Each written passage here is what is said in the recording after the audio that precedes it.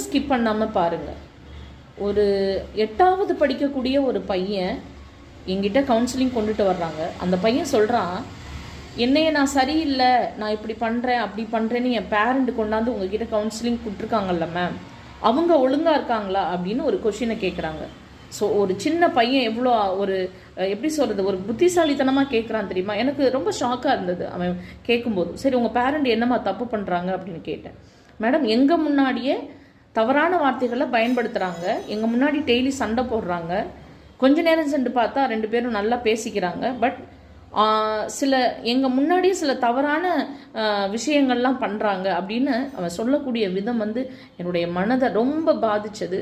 So பெற்றோர்களே ஒன்று சொல்கிறேன், அன்பாக இருங்க, அனுநியமாக இருங்க, வேணான்னு சொல்லலை, பட் குழந்தைங்க முன்னாடி கொஞ்சம் நாகரிகத்தோடு சில பேரண்ட்ஸ் நடந்துக்கங்கன்னு நான் சொல்ல வரேன். இன்றைக்கி இருக்க மீடியாக்களில் நிறைய வீடியோஸ் எல்லாம் பார்த்தா ரொம்ப ஆக்வர்டாக தவறுதலாக பேசியெல்லாம் நிறைய பெண்கள் வந்து வெளியிடுறீங்க. ஸோ தயவு செஞ்சு அதெல்லாம் குழந்தைங்க பார்க்குறாங்க, கொஞ்சம் உங்கள் குழந்தைங்க முன்னாடி பேசும்போது தவறான வார்த்தைகளை, ரொம்ப மோசமான வார்த்தைகளை பயன்படுத்தாதீங்க. இது குழந்தைங்களோட மன அழுத்தத்தை இன்னும் அதிகமாக்கும். உங்கள் குழந்தைங்க பிற்காலத்தில் ஒரு மிகப்பெரிய மனநோயாளியாக மாறுறதுக்கு வாய்ப்புகள் இருக்குது, தவறான வழியில் போகிறதுக்கும் வாய்ப்புகள் இருக்குது. ஓகேவா? ஸோ பேரண்ட்ஸ் புரிஞ்சுப்பீங்கன்னு நினைக்கிறேன். ஸோ நல்ல பையனை அந்த பேரண்ட்ஸ் எடுத்திருக்காங்க. ஸோ வாழ்த்துக்கள்.